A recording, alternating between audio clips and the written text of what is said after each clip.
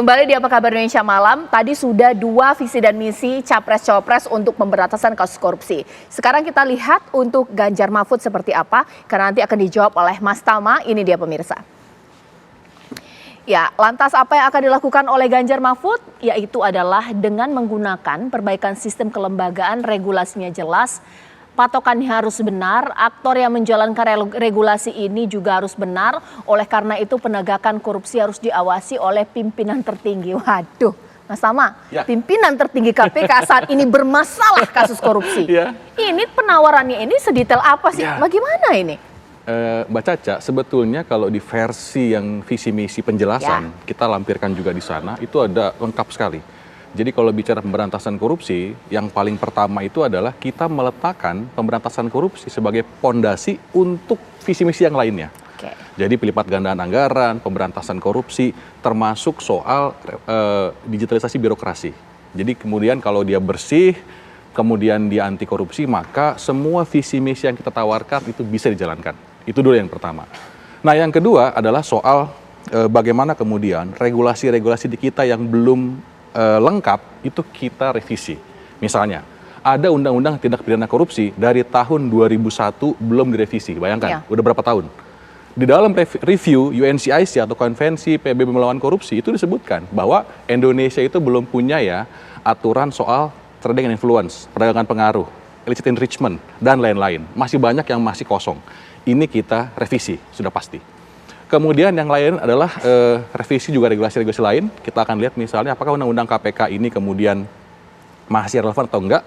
Itu kita akan juga tanyakan kepada publik. Makanya kemudian kita masukkan yang namanya regulasi yang partisipatif. Jadi ada masukan masyarakat dan lain sebagainya. Itu kita gunakan untuk tadi menjawab apakah kemudian ketika ada pimpinan KPK menjadi tersangka, itu problemnya di mana? Apakah di undang-undangnya, apakah di yang lain-lainnya? Nah kemudian selain soal revisi undang-undang tindak pidana korupsi, tentu ada undang-undang perampasan aset yang sampai sekarang tak kunjung jadi.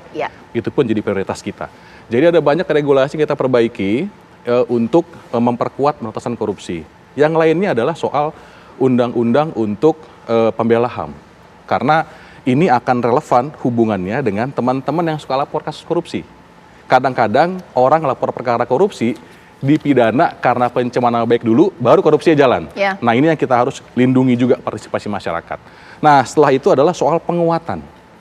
Penguatan, tadi udah kita bicara soal undang-undang, ada penguatan kelembagaan. Tentu saja berantas korupsi itu gak cuma KPK. Ada kejaksaan, ada kepolisian, bahkan PPATK. Kalau bicara penelusuran aset juga penting. Itu semua adalah paketan kelembagaan yang kemudian kita akan perkuat. Bagaimana caranya? Kita akan cek. Gimana sih ketersediaan anggarannya? Bagaimana sih isi orang-orangnya tadi seperti yang tadi Mas Ganjar sampaikan di dalam tayangan tadi. Soal orang-orang yang bersih, kemudian punya kualifikasi baik, memimpin penegakan hukum. Nah, selain soal kepenguatan kelembagaan, tentu saja adalah soal harmonisasi penanganan perkara. Ada KPK, kejaksaan, kepolisian. Ini yang menurut saya kurang. Contoh misalnya dalam perkara Basarnas terakhir, ada miskomunikasi antara KPK dengan TNI misalnya. Nah ini menurut saya menjadi hal-hal yang ke depan kita akan perbaiki. Tujuannya apa? Tujuannya agar agenda pemberantasan korupsi kita bisa lebih jelas. Kita juga harus ingat Pak, dari 2015 sampai dengan sekarang, 2023 ini menjadi titik paling rendah soal IPK kita. Baik. Gitu. Mas Nyarwi, kira-kira jualan dari Capres-Cawapres ini dimakan oleh masyarakat? Atau jangan-jangan udah skeptis nih masyarakat, kasus korupsi ini sudah ibarat cancer ya, menggerogoti semua lini? Kalau di beberapa data survei, korupsi itu termasuk salah satu pertimbangan, tapi angkanya masih rendah ya, artinya untuk perhatian masyarakat ya. Kenapa? Bukan masyarakat itu tidak suka ya dengan agenda pemberantasan korupsi, tetapi seringkali korupsi-korupsi itu dilakukan oleh para elit, ya, dan terjadi di lingkaran elit ya, seperti itu. Dan makanya tadi menarik sebenarnya yang disampaikan Bung Tama tadi ya, orang-orang yang baik berintegritas. Jadi kadang-kala yang dibutuhkan itu Caca, itu kan bukan hanya lembaganya yang berintegritas, tapi orang-orangnya juga. Tapi balik lagi ya, ini seringkali kan yang kita lihat gitu ya, skala korupsi ini mau dilihat dari aspek mana saja gitu ya. Kalau di beberapa dokumen gitu resmi Capres-Cawapres itu macam-macam. Ada yang menyebutnya sampai sumber daya alam gitu ya.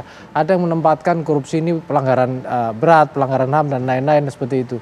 Nah bahkan mempertegas dengan perampasan aset misalnya. Nah pertanyaannya dari dulu gitu kita sering mendengar itu juga gitu. Tetapi seringkali kok rasa-rasanya gitu ya justru sesama elit ini kadangkala terjadi ya, mohon maaf, penggunaan kasus hukum untuk saling menyandra satu sama lain, seakan-akan persepsi yang muncul begitu. Nah, ini yang kemudian kadangkala berarti ada juga yang lain yang tidak muncul kan gitu. Nah, ini yang kemudian persoalan balik lagi integritas, kredibilitas, kepercayaan itu yang harus dimunculkan dulu. Baru kemudian saya kira pemilih akan percaya. Ini kira-kira walaupun visi misinya indah semua gitu ya tentang pemberantasan korupsi dilakukan apa enggak gitu. Karena apa? Karena kita juga punya pengalaman aja ya.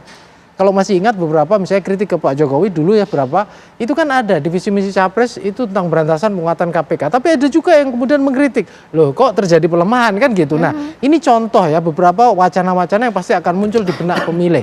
Nah karena itu soal kredibilitas, integritas, konsistensi gitu, komitmen, saya kira itu jauh lebih penting ya bagi pemilih dibandingkan sekedar visi misi yang indah seperti puisi itu di dokumen resmi itu. Kira-kira itu Cah. Atau mungkin saya perdalam lagi ya Mas Nyarwi, untuk kasus korupsi bisa tidak bahwa apa yang ditawarkan oleh masing-masing capres-cawapres meskipun mereka tidak kurang ahli pemberantasan korupsi, sebut saja Mas Tama di sini, Pak Saud di lembaga di Amin.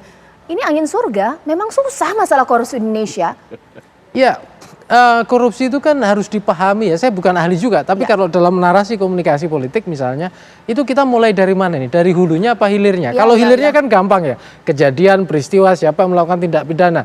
Kalau hulunya ini kan panjang sebenarnya. Hulunya dalam artian misalnya gini, apakah kesenjangan ya misalnya dan lain-lain itu bisa dipahami nggak masyarakat? Gitu contohnya begitu. Nah ini kan juga hal yang ini terus masuk tadi ya.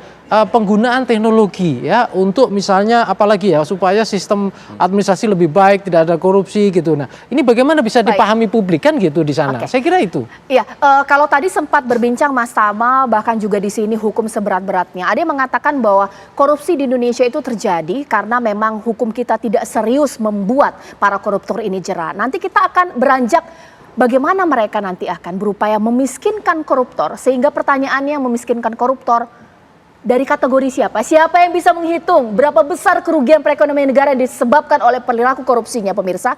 Karena ini ada aspek kelemahan hukum juga di sana. Sesaat lagi.